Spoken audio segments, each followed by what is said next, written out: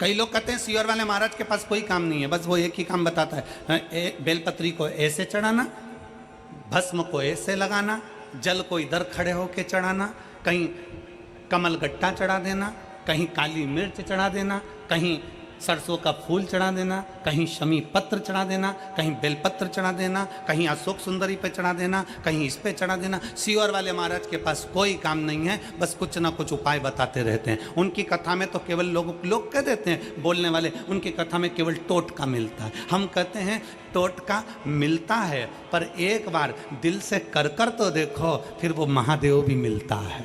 कौन कहता है? कूर्म पुराण जितनी भी पुराणे हैं, उस पुराण में शंकर का तत्व है। इसलिए शिव महापुराण में मेरे भोले बाबा के लिए वेद व्यास जी ने एक एक चीज लिख दी कि ऐसा करने से ऐसा होगा। मतलब दवाई खाना है, एक साथ मत खा जाना, उसके खाने का तरीका है। उसी तरह शंकर को बेलपत्र चढ़ाने का तरीका है, शिव को जल चढ़ाने का तरीका है, शंकर को रिझाने का तरीका है। उस तरीके से रिझाओगे तो शिव सुन ले, उस तरीके से रिझाओगे तो शंकर सुनेगा। पत्र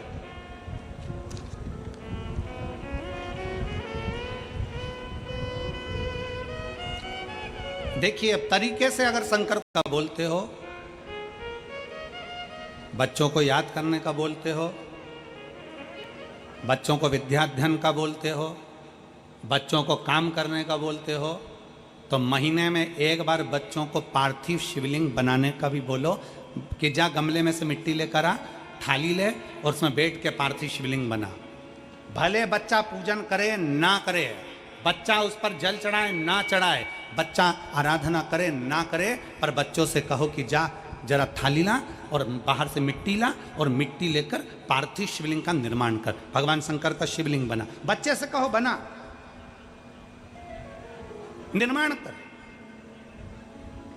मार्कंडे बाबा की कथा कहती है कि मार्कंडे बाबा ने क्या आराधना करी शंकर की वो पता नहीं, पर मार्कंडे बाबा ने अपने बाल्यावस्था में केवल पार्थिव शिवलिंग का पूजन करा। पूजन से मतलब है कि भले वो जल चढ़ाए ना चढ़ाए, कुंकू चढ़ाए ना चढ़ाए, चंदन लगाए ना लगाए, हल्दी लगाए ना लगाए, चावल लगाए ना लगाए, पर उसने पार्थिव शिवलिंग का बनाया, निर्माण करा और वापिस उसको विसर्जन कर दिया। कुछ पूजन नहीं करी तो भी विसर्जन कर दिया। वो भी प्रमाण देता है, वो भी फल देता है हमको, उसका भी प्रमाण हमारे शास्त्र देते हैं। अपने बच्चों को नियम बनाओ, रोज कोचिंग जाए, ट्यूशन जाए, पढ़े लिखे, आगे बढ़े, खूब प्रबल बने, खूब एजुकेशन करे, खूब नाम कमाए, पर अपने बच्चों से कहो महीने में एक बार जा बेटा गमले में से मिट्टी निकाल के ला, जा जरा बगीचे में से मिट्टी लेकर आ, जा नीचे ग्राउंड में से मिट्टी लेकर आ, थाली में बैठ और शिवलिंग बना। बच्चा शिवलिंग। मार्कंडे ऋषि की उम्र बढ़ने का सबसे बड़ा कारण यही है। और फिर निवेदन है, जितने स्कूल, जितने कॉलेज, जितने कोचिंग, जितने ट्यूशन, जितने मिलेंगे तुमको, वो सब आय बढ़ाने का तुमको आइडिया देंगे। क्या बढ़ाने का देंगे? जम के बोलो, जम के। आय बढ़ाने का आइडिया देंगे। जितनी कोचिंग क्लासेस वो सब आइडिया देगी, ऐसा करोगे तो इतना कमाओगे, ऐसा करोगे तो ऐसा करोगे, फिर तुम्हारा बंगला बन जाएगा, गाड़ी बन जाएगी, ये पढ़ाई करो ऐसा हो जाएगा, ये सब्जेक्ट चुन लो ऐसा हो जाएगा।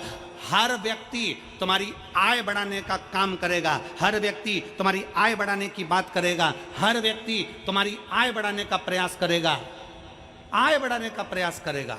तुम्हारी आयु बढ़ाने का प्रयास कोई नहीं करेगा। शिव पुराण कहती है कि तुम्हारी आयु बढ़ेगी तो जो आय आई है उसका तो भोग भोगोगे। मालूम पड़ा जोड़ो, और जोड़ते जोड़ते 50 की उम्र में आए, सब जोड़ लिया, आय तो बढ़ गई, और मालूम पड़े 55 में बीमार पड़े और निपट के चले गए, तो आय किस काम की? इसलिए आय के साथ काय का भी गमला हो, मिट्टी भरी हुई गमला है, अगर छोटा सा भी गमला हो ना, तो उस गमले में महीने में एक बार उसी मिट्टी को उठाकर ऐसा शिवलिंग जैसी आकृति बना लो, वहीं पे जलाधारी बना लो, और उसी पर थोड़ा सा जल 3 बार आचमन जैसा छोटा छोटा सा चुल्लू में लेकर जल भी अगर शिव को समर्पित कर दिया, कुछ चढ़ाओ ना चढ़ाओ, थोड़ा सा जल भी अगर आपने दे दिया और वापिस उसी शिवलिंग को उसी गमले में विसर्जन कर दिया, उसी गमले में पानी डालकर ठंडा कर दिया, विसर्जन कर दिया, तो भी वो शिवलिंग आपकी आय और आयु दोनों को बढ़ाने का कार्य करता है। शिवलिंग का निर्माण,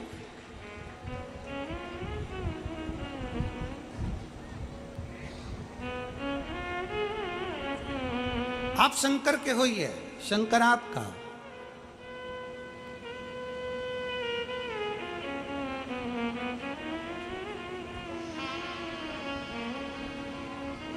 आप स्वयं शंकर के हो जाइए और शिव किनार लगा दो। बेकार बोला छोड़ दो, अच्छा था स्वीकार कर लिया, अच्छा है अपने पास रखो, भगवान का नाम है अपने पास रखो, भजन है अपने पास रखो, कीर्तन है अपने पास रखो, कुछ अच्छाई मिल रही है अपने पास, बेकार है किनारे लगा दो। विदुर जी की पत्नी सुलभा बोली, क्यों चिंता करते हो, बोल दिया ना उन्होंने, अब सब कोई बात नहीं, चलो अब हस्तिनापुर में नहीं रहेंगे, हस्तिनापुर छोड़कर रहेंगे। विदुर जी ने अपनी पत्नी सुलभा को देखा और सुलभा को देखकर कहा कि तू कहती है कि हस्तिनापुर में नहीं रहेंगे? हाँ, इस राज्य महल में अब हमको नहीं रहना, अब राज्य महल छोड़कर दूसरी जगह जाकर रहेंगे। चलो। विदुर जी अपनी पत्नी को लेकर एक छोटी सी झोपड़ी बनाकर हस्तिनापुर के बाहर एक छोटी सी झोपड़ी बनाकर अपने महल से बाहर विदुर जी महाराज अपनी झोपड़ी बनाकर अपनी पत्नी सुलभा के साथ रहने लगे। सुलभा शंकर की भक्त थी, इसलिए वो कोई अपशब्द भी कह देता था तो उसको स्वीकार था, वो कभी अपशब्द बोलती नहीं, कभी अपशब्द नहीं बोलती। सुलभा का नियम था, आड़ा टेढ़ा कोई बोले बोलने दो, अपशब्द कह रहा कहने दो, ताना दे रहा देने दो, कुछ बोले बोलने दो, सुलभा का नियम।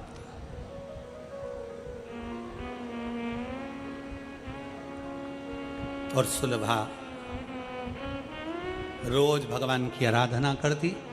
विदुर जी मौन होकर बैठे रहते तो सुलभा ने कहा, किसी के बोलने से अपने शरीर पर क्यों अंतर आ रहा, क्यों? एक काम करो, अगर कोई अपशब्द कह भी रहा है ना, उसके विचारों को छोड़ते चलो, उसके विचारों को छोड़ते चलो।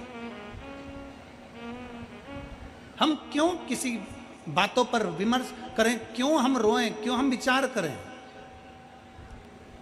किस लिए? सुलभा ने अपने पति को समझाया। शिव महापुराण की कथा कहती है माता पार्वती जी ने शंकर को समझाया था। भगवान शंकर की कथा कहती है रिद्धि सिद्धि ने भगवान श्री गणेश जी को समझाया था।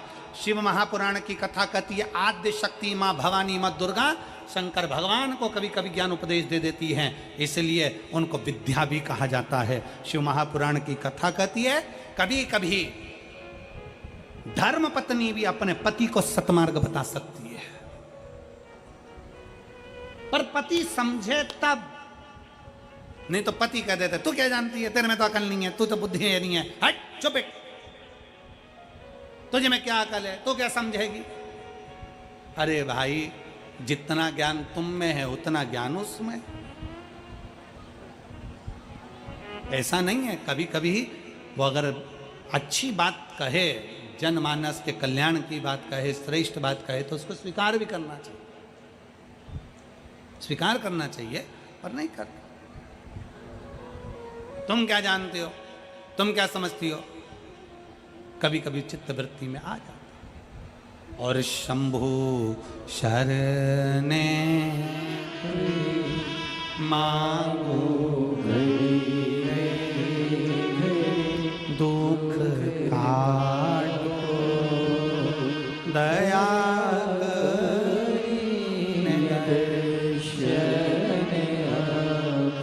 अब कभी कभी चित्तवृत्ति में ऐसा भाव उत्पन्न हो जाता है, कभी कभी अपनी चित्तवृत्ति में ऐसा विचार उत्पन्न हो जाता है जो विचार श्रेष्ठतम नहीं है। शिव महापुराण की कथा कहती है, भगवान शंकर का पावन चरित्र कहता है और देवाधिदेव महादेव का जो पावन चरित्र कह रहा है, भगवान शंकर की कथा कर रही है, वो कथा का एक भाव प्रकट करता है। सुलभा ने अपने पति विदुर जी से बहुत सारी बातें कही। सुलभा ने कहा विदुर जी से स्वामी तुम इतनी सी बात का क्या विचार करते हो? सुलभा ने कहा, सुलभा तुरंत बोली अपने पति से, इतनी सी बात का क्या विचार करते हो स्वामी? इतनी सी बात आपको सोचना चाहिए। सुलभा ने जैसे कहा, विदुर जी की चित्त वृत्ति में बात बैठ गई। और विदुर जी की चित्त वृत्ति में जैसे ही बात बैठी, विदुर जी महाराज ने उसी समय उसी पल उसी घड़ विचार कर लिया, सुलभा तू सत्य कह रही है, क्या करना चाहिए तू बता, क्या करा जाए? सुलभा ने कहा, स्वामी है स्वामी। सुलभा कहती है, आप क्या चाहते हो वो बताओ। विदुर जी ने कहा, सुलभा भगवान द्वारिका के नाथ भगवान कृष्ण की भक्ति मैंने जिंदगी भर करी है। भगवान कृष्ण के आराधना मैंने जीवन भर करा है। भगवान कृष्ण की अविरल भक्ति मैंने जिंदगी भर धारण करी है। मैंने भगवान कृष्ण की अविरल भक्ति को अपने जीवन में उतारा है। सुलभा मैं चाहता हूं कि द्वारका नाथ जब हस्तिनापुर में आए तो मैं चाहता हूं कि मेरे द्वारका नाथ मेरे दरवाजे पर भी पहुंचे, मेरे दरवाजे पर भी। और आप सबने एक पवित्र चरित्र श्रवण करा होगा, पवित्र चरित्र। दुर्योधन के मेवा त्यागे, सभी लोग गाइएगा साथ में। दुर्योधन के मेवा त्यागे, साग विदुर घर खाई, सबसे ऊंची प्रेम सगाई, सबसे ऊंची प्रेम सगाई। दुर्योधन के मेवा त्यागे, दुर्योधन मेवा त्यागे, साग विदुर घर खाई, सबसे ऊंची प्रेम सगाई, सबसे ऊंची प्रेम सगाई। एक विश्वास अपने भीतर प्रकट कर कर सुलभा अपने पति से कहती है, मेरा शिव की आराधना करी है मैंने और मेरा विश्वास कहता है भगवान द्वारका नाथ शंकर के भक्त हैं। मेरा विश्वास कहता है शंकर के परम भक्त हैं। देखो 2 दिन की कथा है, आज की कथा थोड़े समय के बाद में विराम हो जाएगी, विश्राम हो जाएगी। एक कल की कथा सुबह 8 बजे से 11 बजे तक हो जाएगी टीवी पर।